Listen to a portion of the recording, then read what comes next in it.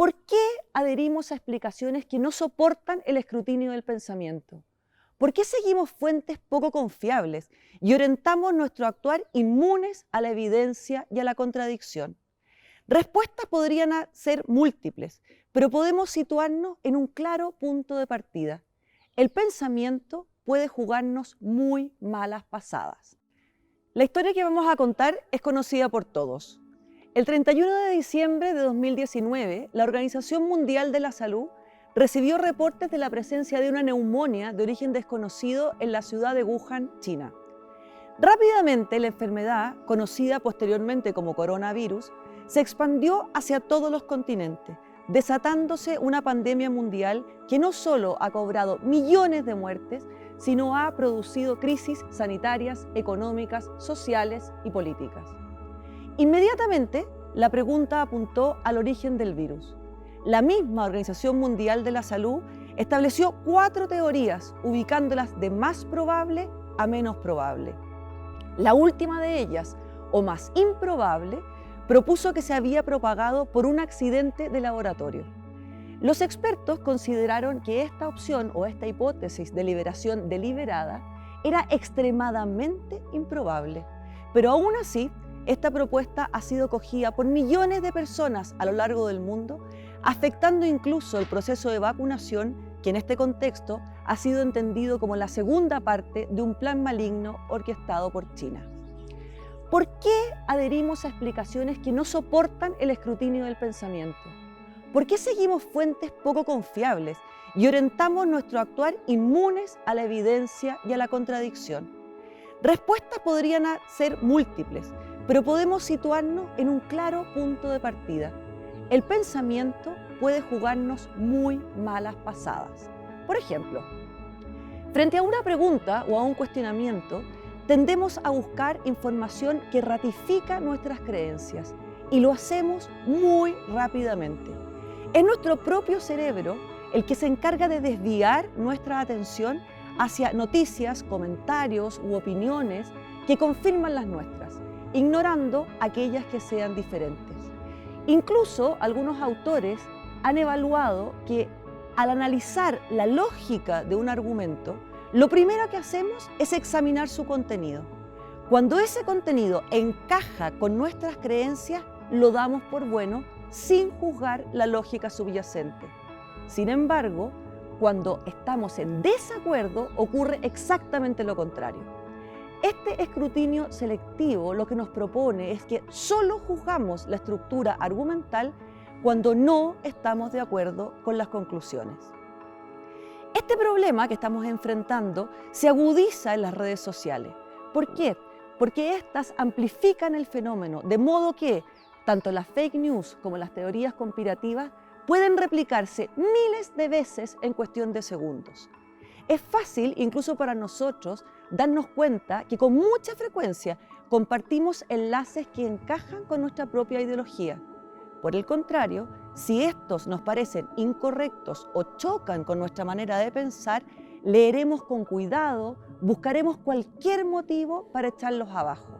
Frases como "la fuente no es fiable", "la muestra es pequeña", son algunos ejemplos. Por otra parte, sabemos también que existen una serie de algoritmos que filtran lo que vemos y nos ofrecen sugerencias que son a partir de nuestras propias elecciones, agudizando una sensación falsa de certidumbre. La consecuencia nefasta de todos estos elementos está en crear verdaderas cajas de resonancia que nos hacen sentir dentro o fuera de un equipo, generando una falsa sensación de certeza y pertenencia. El mundo, como lo hemos oído muchas veces, parece ser tal como lo vemos en nuestras redes. El problema mayor, como hemos visto, es que nuestras reacciones frente a las fake news o las teorías conspirativas son muchas veces automáticas. Y esto es porque nuestro cerebro, en pos de la eficiencia energética, busca automatizar nuestras acciones. Pensemos entonces, ¿qué pasaría si fuéramos capaces de automatizar un checklist de validez de la información que luego en el tiempo operara como un sistema de alarma frente a la información que recibimos? Para imaginarlo, pensemos en el proceso de aprender a conducir. Cuando alguien está aprendiendo, todos sus movimientos son conscientes. Y algo tan simple como elegir o seguir la letra de una canción o hablar con alguien puede alterar ese proceso y poner a la persona en un verdadero riesgo.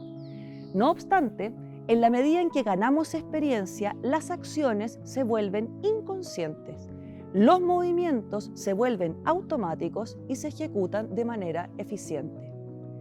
Si pensamos desde este punto de vista, ¿cómo podríamos entonces pasar de un escepticismo hipertrofiado o de una confianza ciega a un estándar intelectual adecuado en esta materia? Lo podemos hacer si logramos reprogramar nuestras reacciones primarias frente a la información que recibimos. La pregunta evidente es si podemos lograrlo o no. Hace algunos años mi respuesta hubiera sido que el desafío en cuestión era inalcanzable. Hoy, casi 20 años después, trabajando en artes liberales, estoy cierta que es posible desarrollar habilidades para encender este sistema de alarma frente a la información que recibimos, al tiempo que nos habilitamos para analizar fenómenos, elaborar ideas, confrontar visiones y, lo que es más importante, reflexionar sobre nosotros mismos y sobre el mundo en que vivimos. Les propongo entonces un checklist de 9 puntos para hacerle a toda información como un primer tamiz o como un primer filtro. Un checklist que se despliegue en base a preguntas, porque una buena respuesta siempre nace de una buena pregunta. ¿Qué le exigiremos entonces a la información? Le exigiremos 9 puntos: claridad, exactitud, precisión, pertinencia, profundidad, amplitud, lógica, relevancia y buena fe. Estas 9 claves se conocen como estándares intelectuales y son absolutamente imprescindibles para posibilitar la toma de postura y un desarrollo adecuado del pensamiento crítico. Pasando por el tamiz o por el filtro de estos 9 puntos, podremos ponderar la calidad de la información y la calidad de los argumentos. Porque no toda información, por atractiva que sea, tiene el mismo espesor. No todos los argumentos tienen la misma calidad y distinguir permite evaluar. Usemos como campo de observación la hipótesis de liberación deliberada como origen del coronavirus y preguntémonos. Primero, ¿es esta una información clara o, por el contrario, tiene atisbos de confusión o vaguedad? ¿Es esta una información exacta? Es decir, ¿tiene o realiza un adecuado manejo de datos y fuentes? ¿Es esta una información precisa? Es decir, ¿evita generalidades? Respecto de la pertinencia, ¿podemos decir que se relaciona adecuadamente con el problema planteado? ¿Es una información profunda o, por el contrario, es una información superficial que no aborda las honduras del tema que está tratando? Respecto de la amplitud, ¿considera esta información múltiples puntos de vista?